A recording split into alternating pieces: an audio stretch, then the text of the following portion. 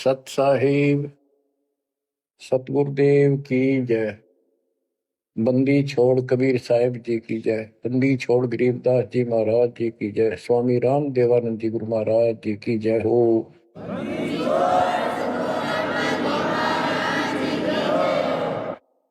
सर्व संतों की जय, सर्व भक्तों की जय, धर्मी पुरुषों की जय। श्री काशी धाम की जय, श्री सुडानी धाम की जय, श्री क्रोथा धाम की जय, श्री बरवाड़ा धाम की जय। सत साहिब बच्चों, परमपिता परमात्मा की असीम रजा के ऊपर ये संसार का मेला सदा नहीं रहेगा। गरीब मेले में जाकर देखे बहुत उपंग, और शाम को खाली घर गए कछु ना चला संग। गरीब ऐसा मेला जगत का, समझ बूझ रे हंस, बिना बंदगी लुटेगा तेरा तन मन हो विध्वंस। तेरा सर्वनाश हो जाएगा भक्ति ठीक ना करी तो। बच्चों, इन महापुरुषों को ऐसी क्या पड़ी थी कि इतना कुछ लिखते और लिखवाते रहे, बोलते रहे। इसलिए बोला कि जैसे कुएं में बाल्टी गिर जाती है पानी निकालने के लिए, किसी कारण से गिर गई तो उसको निकालने के लिए बाल्टी को 20, 25, 21 लोहे के कुंडे से डाले जाते, रस्सी का बांध के। एक तो पूरा उनका ग्रुप होता, 15, 20, 21 लोग, उल्टे सुलटे कड़े हुक तो एक ही काफी था, लेकिन इसलिए डाले जाते पता नहीं कौन से मुल्क जा। तो इतनी बाणी इसलिए बोल रखी है, पता नहीं आत्मा का कौन सी चोट मार दे और उसका जीवन बदल जाए। बच्चों, आपने सुना ये कबीर सतगुरु के उपदेश का सुनिया एक विचार, और जब सतगुरु मिलते नहीं जाते नरक द्वार। साधना सतगुरु से प्राप्त होती है, सत साधना सतगुरु।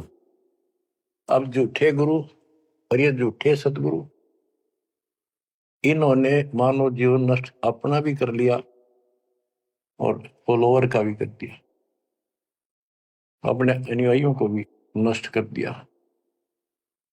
इसलिए सतगुरु का प्राप्त होना बड़ा मुश्किल है।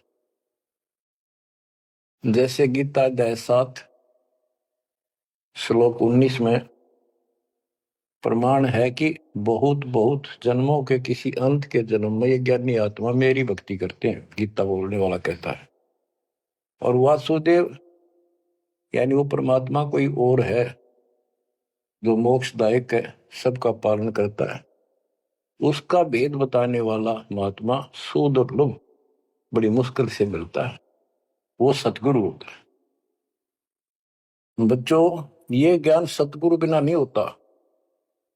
7वें अध्याय के 19वें श्लोक में यही स्पष्ट किया है कि बहुनाम जन्मानाम अंते ज्ञानवान माम प्रपते, और वासुदेव सर्वमिति स महात्मा सुदुर्लभ है। कि ज्ञानी जो आत्मा है ये बहुत अच्छे हैं, लेकिन ये भी किसी अंत के जन्म में बहुत बहुत जन्म तक ये दूसरी भक्ति करते रहते हैं। किसी जन्म में ये मेरी भक्ति करते हैं। और वासुदेव सर्वमिति यानी वो परम अक्षर ब्रह्म, जो गीता अध्याय 7 के श्लोक 29 में अर्जुन को बताया गीता बोलने वाले ने, कि जो केवल जरा और बल से छूटने के लिए प्रयत्न करते हैं, वे तत्ब्रह्म को, सारे अध्यात्म को, सब कर्मों से परिचित हैं, उनको जानते ठीक से। 8वें के 1 में अर्जुन ने प्रश्न किया, वो तत्ब्रह्म क्या? 8वें के 3 में उत्तर दिया, परम अक्षर ब्रह्म है। वो गीता बोलने वाले से न्यारा है। और 5 और 7 में अपने बारे में बताई, मेरी भक्ति करो मुझे प्राप्त हो गए, युद्ध करना पड़ेगा। और गीता अध्याय 8 के 8, 9, 10 में स्पष्ट कर दिया, उस सच्चिदानंद ब्रह्म की, परम अक्षर ब्रह्म की जो भक्ति करता है उसको प्राप्त होता है। वही सबका धारण पोषण करने वाला और सबका साथी है, दुख दूर करने वाला है। और गीता अध्याय 15 के श्लोक 16, 17 में आपको बताई दिया, 16 में सरपुरुष अक्षर पुरुष, ये 2 पुरुष हैं संसार में। सरपुरुष 21 ब्रह्मांड का स्वामी है और अक्षर पुरुष ये 7 संघ ब्रह्मांड का स्वामी है। ये और इनके जितने अंतर्गत प्राणी हैं सब नाशवान। और आत्मा तो किसी की भी ना मरती, कुत्ते गधे की भी ना मरती, पशु पक्षी की भी नहीं मरती, वो बात अलग है। गीता अध्याय 15 श्लोक 17 में स्पष्ट कर दिया है कि उत्तम पुरुषोत्तम दोनों से अलग है, अन्य है पुरुषोत्तम। उसी को भगवान कहते हैं। हाय हाय, विचार करो, परमात्मा उसी को कहते हैं। श्रेष्ठ आत्मा वही है। या मां न मार दे, बेटे न मार दे, बाप न मार दे, सारे परिवार ने काट दे एक सेकंड में। एक्सीडेंट में कति कचू मर निकले देखे, छक्का रोना आवा, फिर करें क्या? आपने मर जाओ तो अलग बात है, जमान नाश हो जाए दूसरे मर वो भी तेरा दुख आवे, कति कालजा कांप जाए देखे पास नष्ट हो जाते कति। तो इसको परमात्मा कहते हो जहां तुम रह रहे हो। 21 ब्रह्मांड में आग लगी है, कृत्रिमबाजी सुबह ठगी है।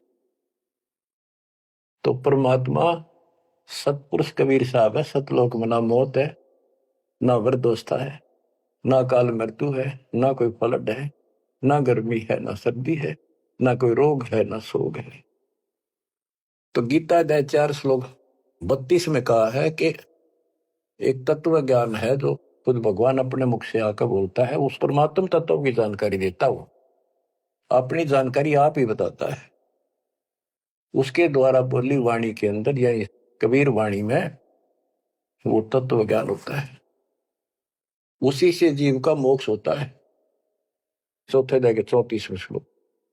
उस ज्ञान को तू तत्वदर्शी संतों के पास जाकर समझ।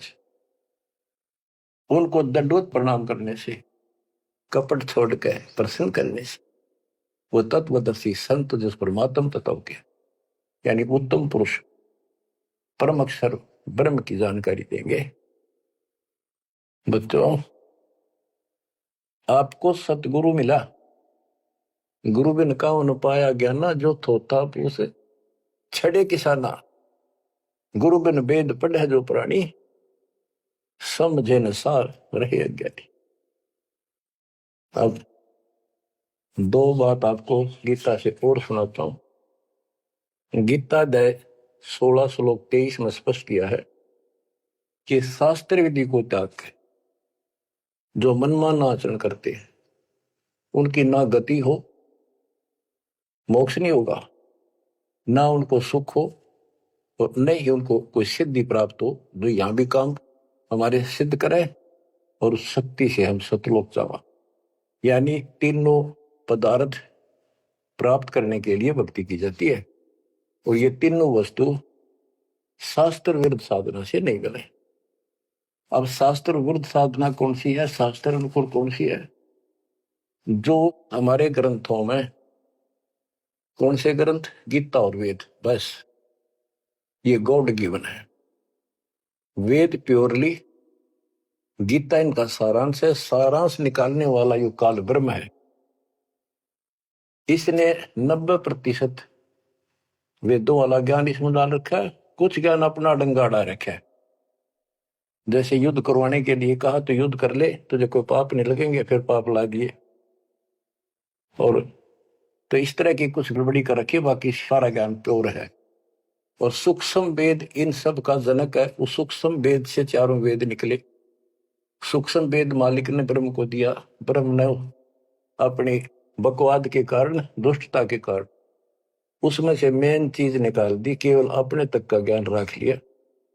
इसमें ज्ञान तो ऊपरले भगवान का भी है, पर साधना नहीं छोड़ी, वह भक्ति नष्ट कर दी। केवल ओम नाम का जाप है। अगर वेदों में वर्णित विधि से भी ठीक से जाप करें तो कम से कम ये ब्रह्म लोक तो चले जा। इसको भी छोड़कर नीचे मंडी मसाणियों पाएंगे, ये तीनों देवताओं की भक्ति तक आश्रित होंगे, तो यहां गड़बड़ होगी। तो शास्त्र कौन से हैं? गीता और वेद। बस जो पुराण है वो ऋषियों का अपना अनुभव है। इन्होंने वेद को पढ़ा, जैसे ब्रह्मा जी को वेद प्राप्त हुए। ये कहता मैं होश में आया तो मैं कमल के फूल पर बैठा था, आकाशवाणी हुई कि तप करो। मैंने 1000 वर्ष तक किया। वो आकाशवाणी से ना भगवान की मान ली थी या काल की, ब्रह्म की। फिर बोला सृष्टि करो।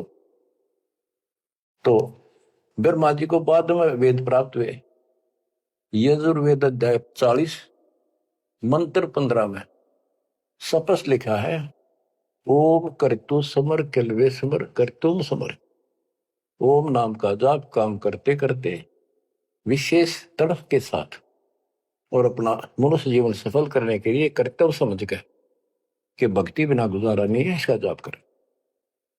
गीता में भी यह कहता है 8वें अध्याय के 13वें श्लोक में, मेरा एक ओम अक्षर है। ओम इति एक अक्षरम ब्रह्म व्यवहारण माम अनुसमरण। मुझ ब्रह्म का, माम ब्रह्म, मुझ ब्रह्म का स्मरण करने का केवल एक अक्षर ओम है। जो अक्षरी सांस तक यह प्रयाति तदन देम सयाति परमाम गति, ओम से मिलने वाली गति को प्राप्त होगा। कुछ भी और दूसरा मंत्र नहीं है ब्रह्म तक की साधना। यह है सरपुरुष ज्योति निरंजन की भक्ति का, ब्रह्म का।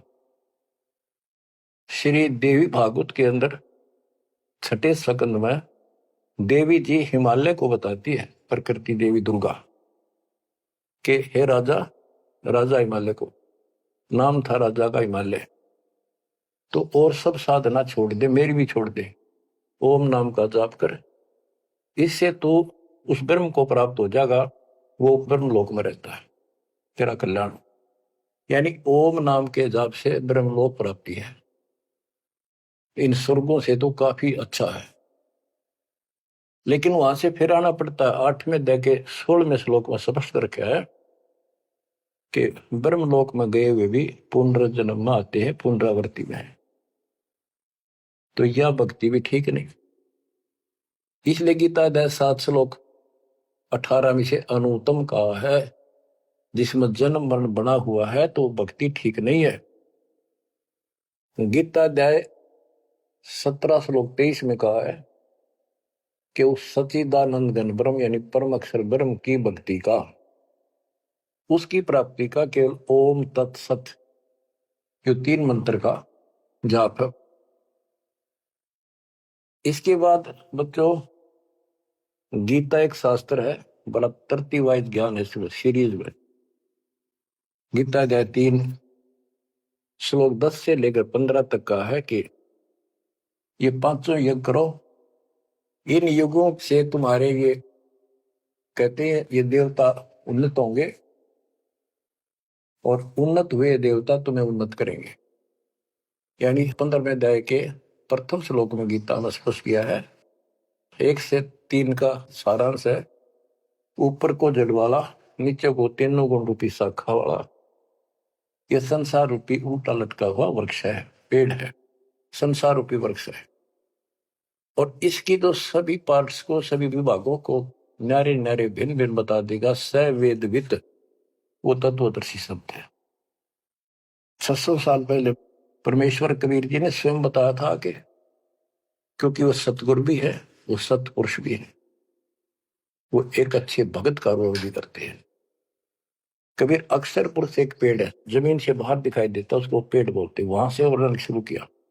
अक्षर पुरुष एक पेड़ है, निरंजन वा की डार सरपुरुष, और तीनों देवा शाखा है, ये पात्र सब 21 श्लोक में स्पष्ट कर दिया।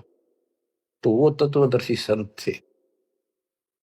उस मालिक ने जो ज्ञान बोला वो दास के पास प्राप्त है। वर्तमान में तत्वदर्शी संत दास के अतिरिक्त इस पृथ्वी पर नहीं है। या चाहे बड़ाई समझो चाहे सच्चाई समझो।